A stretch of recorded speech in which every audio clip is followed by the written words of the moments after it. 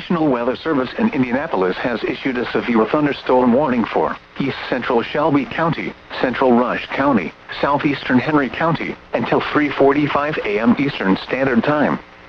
At 3:06 a.m. Eastern Standard Time, severe thunderstorms were located along a line extending from near New Castle to near Rushville to near Franklin, moving east at 55 miles per hour. Expected hazards include 60 miles per hour wind gusts. This is a radar-indicated threat. The following impacts are expected. Expect damage to roofs, siding, and trees.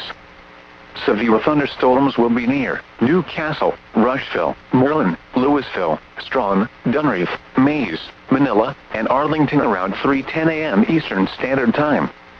Glenwood around 3:20 a.m. Eastern Standard Time. This includes Interstate 70 between mile markers 122 and 133. For your protection, move to an interior room on the lowest floor of a building. A tornado watch remains in effect until 6 a.m. Eastern Standard Time for Central and East Central Indiana. Repeating, a severe thunderstorm warning has been issued until 3:45 a.m. Eastern Standard Time for the following counties in Indiana: Henry, Rush, and Shelby.